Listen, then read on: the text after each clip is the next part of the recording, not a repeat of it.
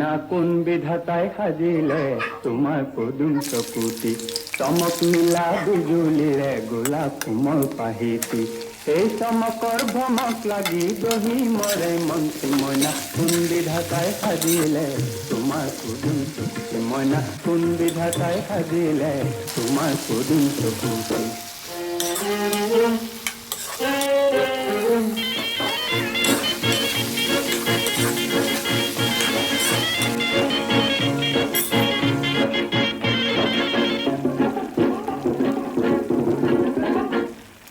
পূর্ণিমারে দেখা করে জন্তি পুবানি